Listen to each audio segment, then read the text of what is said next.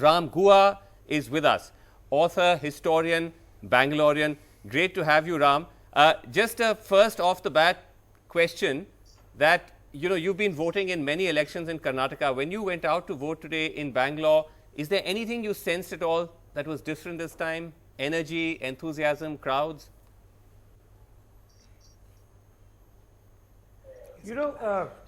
I stayed a part of central Bengaluru where voting percentages are relatively on the lower side. And it seemed to me, based on my past experience, it may have been slightly higher, but this is an impressionistic experience based on one polling booth which I've been going to for the last 20 years.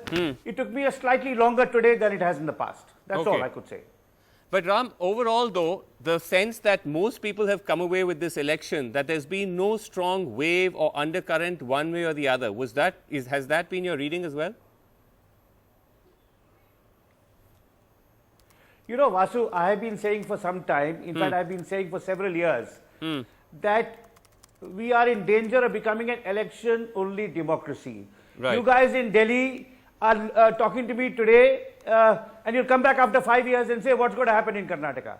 I think the important issues we are, talked to you in the middle, of course, may the most focused party win, and let it provide good governance. So, these questions about caste combinations, waves, percentages don't excite me. Okay, I appreciate that. And in fact, you wrote a piece. You wrote a piece which outlined a kind of citizens' manifesto of what should have been the core issues that this election should have revolved around, and which unfortunately didn't really happen, at least to the extent that it should. Do you want to just go over some of those issues? Even now, I know that voting is about to end, but that could be an agenda for any government that comes in. Absolutely. So I think, Vasu, so there are 3 or 4 things. One is, and you could slice them as economics, society, and the environment. So with economics, it's very important that there be balanced development. Unlike Tamil Nadu, for example, or unlike Maharashtra, some of 2 other progressive industrialized states, we have really one load of development, which is Bengaluru. Right. Tamil Nadu has Chennai, Trichy, Madurai, Erode, Coimbatore, and so on. Maharashtra has Nashik, Ahmednagar, Pune, Bombay. So it's very important for this to be done. Agriculture has to be renewed. Irrigation particularly, which was a major emphasis of governments all across India till the 1980s, has now collapsed. So that's the economic side. On the social side, we must make sure that there is religious harmony, and that particularly the underprivileged, the Dalits and women have equal rights. It's very disappointing that in this election, the Congress has given tickets to less than 20 women, and the BJP and the JDS to less than 10 women. So I think that is appalling, and that has to change our attitude towards gender equality. Finally, the environmental question. This is very, very important, Vasu. I live at 3,000 feet with 20 million other people, and water has to be pumped up from 100 miles away. Is this sustainable? What about the Western Ghats and the ecological diversity there? Are we undermining future generations by our rapacious mining activities, logging activities, and so on? So I think these are questions that whoever wins on the 15th, these are questions scholars, scientists, activists, citizens must pose to the new government. No, this is fair, and it's almost actually embarrassing that you've brought up issues which frankly have not received enough attention even by us, even in the media. We've not really looked at any of this in any great depth. I do want to ask you though that, do you think that the present government, the Siddaramaiah, the incumbent government, was able to address at least some of these? Because they do make quite a lot about the fact that at least when it comes to welfare schemes, they had a wide basket of schemes, and those schemes were fairly effective. It would not be correct for me to comment on the government that is about to demit office. Right. But I will say this, apart from what I've already said, that these are the core economic, social, and environmental issues facing my state. I would say this, that for obvious reasons, a majority government is more likely to have a constructive, proactive, and relatively corruption-free administration than a coalition government which rests on keeping diverse flocks of MPs from different factions and different parties, MLAs from different factions together and, placating and even bribing them in a certain way. Right. So obviously, for the interests of the citizens of Karnataka, whichever party comes, must come with a proper majority. So they have no excuses. They can't say, no, it is coalition compulsions. Yes. No, party X wants this, no reason. So that should not be there. So I think that would, and this would be true of, most, that's one thing. So I think, and of course the other thing is, Vasu, which I've already said, but I would like to say more specifically, that the citizens of my city and my state, unlike the national media, must not go to sleep for the next 5 years, must continue to exercise their citizenship rights through thought, through debate, through action, through writing, through speaking, through research, and confront the government with its mistakes on a continuous basis.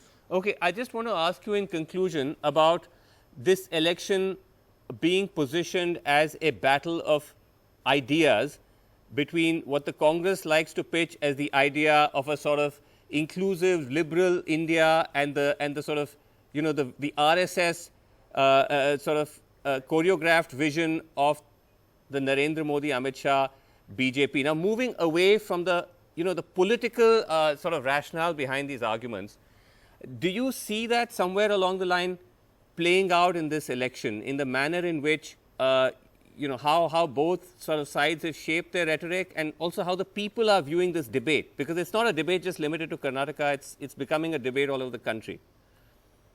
Yes. That's a very important question, Vasu, and I'm going to answer it with a surprising, by quoting a surprising source, who is B.S. Yediyurappa. Okay. Who in the last interview he gave to a major newspaper, the New Indian Express, said, I have never for a day practiced communal politics. Now, and he may be right, but that's what marks him out from others in his party who practice communal politics, firstly. Secondly, the RSS believes in a Hindu Rashtra, I oppose it. But the groups that run the BJP today are much more dangerous than the RSS. They are the Hindu Yuvavani and the Bajrang Dal and those kinds of groups, which will foment violence, Gao Gundagiri and much more. So I think we are witnessing something very dangerous and disturbing, which is why the potential chief minister of the state from the BJP side has several times in the campaign tried to distance himself unsuccessfully from the hardcore Hindutva of people like Anand Kumar Hegde, Pratap Sima, Amit Shah, Adityanath and so on. Right. So Yediyurappa wants to say, look, I'm trying my best not to be a fundamentalist. Right. What he leaves outside is the other people in my party are bigots and fundamentalists. Okay. Ram Gua, thanks very much. We'll have to leave it there. In fact, he told me as well that he did not approve of the statements that the likes of Anand Kumar Hegde make and that they are going to be reined in, but clearly that hasn't happened. Raghav Avasthi wants to come in. He will be able to come in and I want to ask a question respond, to Mr. Goa. He is a childhood idol. I grew up reading his books on cricket. Let me ask him a question. We have to, Raghav. The thing is that he only agreed to come on a one-to-one. Go ahead. Okay. Are you okay? All right. Okay. Quick. Okay. Sir, quick question. There is one question. One question is fine. Go ahead. One question. There's only one question that I wanted to ask you. You are a great Nehruvian. You're a self-confessed Nehruvian. The question I wanted to ask you is that if Mr. Jawaharlal Nehru was such a great liberal and used to write letters to chief ministers all the time, why did he allow all of these state governments to enact anti-cow slaughter legislation on his watch as Prime Minister? He should have not allowed it, right? It's not as if the BJP has brought in any For your kind information, I'm a greater Gandhian than a Nehruvian. And I have written a second volume of biography of Gandhi, which took me 20 years. And Gandhi was absolutely clear that violence should never be used to propagate the love of the cow. He said it repeatedly and repeatedly and repeatedly. Gandhi would have been the father of our nation. A believing, practicing Hindu would have been totally revolted and appalled at the Gao Gundagiri promoted by the goons in northern India, and may it never come to my state. All right. Okay. We'll have to leave it there. Thank you, Ram, so much for joining us. Raghav, you can come in again on some of the wider points that he's made.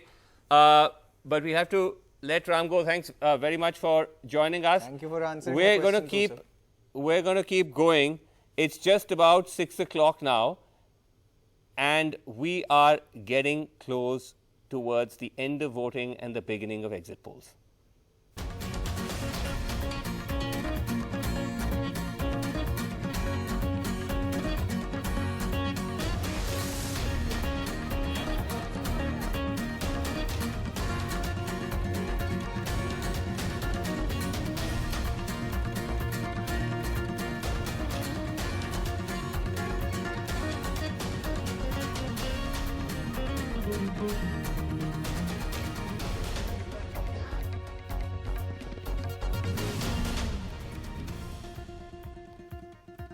Okay, welcome back. Let's just put up a notification which the Election Commission has just put out, which says that essentially, though the polling has come to an end now, it's exactly 6 o'clock, that the exit polls can only begin airing from 6:30. So we need a half an hour buffer between the end of polling and from when the exit polls kick in, which is what we're going to do. Okay, Maya Sharma is with us from Bangalore. Or with us? Not with us. She is with us. Wonderful. Maya, great to have you. So, polling has ended finally. What, just again, a question I asked Ram Guha. You've been a Bangalorean, you've covered so many elections in Bangalore. Did you sense anything different at all this time? Energy, turnout, buzz, anything? Energy, turnout, buzz, everything. Turnout, unfortunately, not so exciting. Before I get into that, I'll just show you the polling booth with the very, very last voters. 2 people came in just as the gates were closing, and the polling officials are attending to those last 2 voters. You can see other packing up activity going on. Things are closing down here at 6 p.m. Voting has ended. The very last 2 voters being given their chance. Well, we also have Akila with us. Akila, who thought she would be the last voter in the booth before those 2 came in. Akila, it's your first vote, very first vote, and you were almost the very last voter here. Why did you leave it so late? Actually, I was not feeling so well. So since morning I'd been in bed. Now I thought like, You made it. I made it. So, You must have been excited with your ID card and everything there. Oh yes, excitement there as well. Why did you feel it was so important to come, even though you weren't feeling well? Because I feel like as a citizen of this country, like I have the right to vote. I can exercise that choice. Excellent. And I need to. And they're the last 2, the very, very last voters. The last voter of this polling booth coming out there. So you just made it. Just now I'll come from Chennai. So you just made it in order to vote. Yeah. It's so important to you. So thank you. So happy that you made it in time. Thank you. Just made it in time. Thank you very much. Thank you very much. हमें बहुत खुशी हो रही है कि हम हमारा vote number लग गया इधर डाल सके अपना Okay. हमारा नंबर लग गया हमको बहुत अच्छा लगा लास्ट एंड फाइनल लग गया Last and final. Thank Okay, you, so thank you. So we're here with the 3 very last voters at this polling booth. There were huge queues here earlier today. Akila, I'm glad that you decided it was important enough to come out here and vote. Vasu, you were talking about the buzz. Well, the turnout so far, of course, we're waiting for the official numbers. The turnout may not be that exciting for Bengaluru even this time. But in terms of the energy level, in terms of the involvement and the excitement, I'm wondering if maybe social media has a huge role to play in this, because everything was immediate, everything was live, everything was appealing to the younger generation. Any rally, you got an instant response on WhatsApp, often quite witty, often quite funny, from the other party. The Prime Minister said something, the Congress would revert. Siddaramaiah said something, the BJP would revert. So maybe that also upped the excitement level. That is a possibility. Okay. Thanks a lot, Maya. Yes, I mean, we're still waiting on the, the overall figures, of course, but also the Bangalore figures, because Bangalore, unfortunately, like many other big cities, doesn't really come out and vote that much. The turnout figures have always been somewhat disappointingly low, and we'll have to see if they actually manage to do better this time. But that usual business of living in a city where you complain about infrastructure, garbage, potholes, lakes, toxic lakes, but then again, voting becomes a problem. So we'll have to wait and see. The figure that we have is 64.5% for the 5 p.m.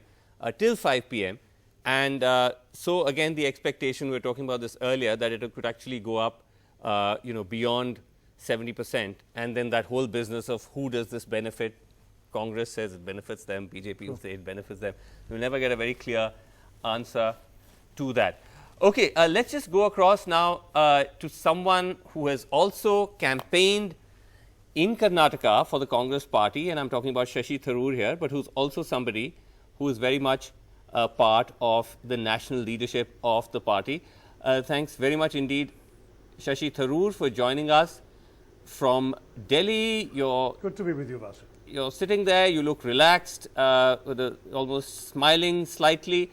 Do you, your sense of spending time in Karnataka, you went there, I think you had some meetings in Bangalore as well, was what? My sense was very upbeat, very positive. I mean, you know, we're supposed to be slightly on the back foot in the cities and more popular in the rural areas and the interior, but in Bangalore, I got the sense that our message was getting across very strongly. I addressed 3 or 4 different constituencies. I had meetings with professional groups. Right. I met some of the citizens activist groups. I get a sense that there is a receptivity. There is an acknowledgement that this government, the Siddaramaiah government, has been doing a sincere job, has been making a real effort, and has a pretty decent track record to show for itself. And that means that the usual anti-incumbency phenomenon is not there. Okay. But you know, Shashi, we had Justice Santosh Hegde come on earlier, and he had a fairly, I don't know if cynical is the right word, but he had a very pessimistic view of the track record of both parties when it comes to addressing something as substantial as corruption. He said both parties, including the Congress, have given tickets to those who have, criminal charges against them, whether it's mining barons, whether it's real estate barons. Well, I believe that in terms of some of the NGO statements about the number of candidates with criminal charges against them, the BJP outstrips the Congress by far, and the gravity of the charges also much more. But I don't think any of us can claim that we are completely free of this. Part of the problem is the resources it takes to contest campaigns. There are often people who are moneyed and who in the process of accumulating their money may have attracted some charges. I think where there are convictions, the Congress would not touch somebody.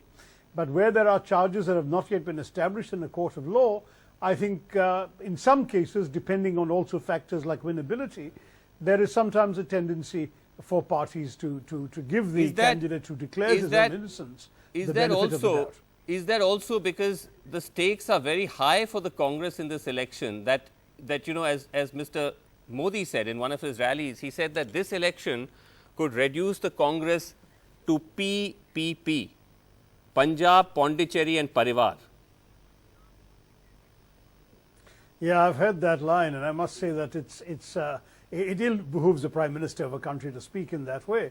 But let's put that aside for the moment. I think that right now we are indeed seeing an election that's extremely important for all sorts of reasons. When I was campaigning in Karnataka, my message is there is a 3-cornered signal to be sent from here. There is, of course, the affirmation of faith in the MLA candidate, in some cases the sitting MLA, in some cases new people. Secondly, there is the question of a vote of confidence for a state government that had actually done a good job, that has a long track record to point to, particularly in fulfilling 95% of its promises made in its previous manifesto. And then the third thing is a message to Delhi. The momentum against the BJP's misrule has been gaining ground for several months, ever since the very narrow win the BJP had in Gujarat, followed by the 3 by-elections in Rajasthan, the 2 by-elections in UP. The wind is with the opposition right across the country, and there is a perception that people have begun to see through the empty rhetoric of the Modi government to their actual non-performance. So this election becomes a great opportunity to send that message to Delhi that the momentum continues all the way through to the next round of elections at the end of the year and then the general elections. The only problem, of course, Shashi, with that logic is that if the results were to go the other way, then it becomes a question of interpreting what that means as far as the Congress is concerned. But I want to ask you, because this is a kind of zero-sum game. The BJP will say that's not true, they're winning, and there's no kind of dent in the Modi wave. You'd, of course, contest that. But I want to ask you something that happened towards the tail end. I haven't a shadow of a doubt that the Congress will be the largest single party, Vasu.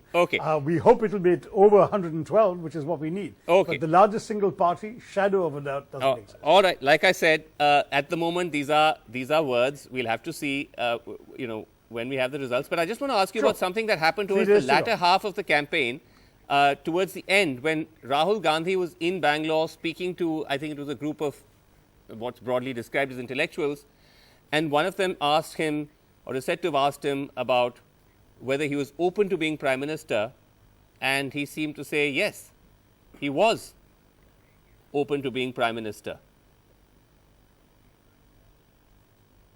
Well, I'm surprised this surprises you. This is our system. when the largest single party is headed by somebody who in every respect is eligible to be Prime Minister, he would automatically be considered for the position. In fact, even in the case of 2004, when the largest single party then got together with other parties in UPA 1, the initial decision was to vote for the leader of that party, Sonia Gandhi, to be Prime Minister. She then turned it down. But the system worked as it usually does. So it would be very surprising that journalists are surprised that Rahul ji would admit that this is a logical possibility. Well, that's because he's never actually come out and said it in so many words before. He's never come out and said it in so many words before. Well, he's always been somewhat reluctant about it. And then, of course, the moment he said it... He's been president for 2-3 months. The moment he said it, the Prime Minister said, this is proof of what he's been saying. This is Kamdar versus Namdar. Someone who thinks that it's his God-given right to be Prime Minister just because he comes from a particular family. So when Mr. Modi declared his candidacy for Prime Minister a year before the elections were due and steamrolled his way to the BJP's nomination, that was no ambition. But when Rahul Gandhi, in more or less the same time frame, says he's willing to be Prime Minister if his party emerges as the largest single party, that is somehow ahankar. I find these double standards and the media's indulgence of them extremely difficult to swallow.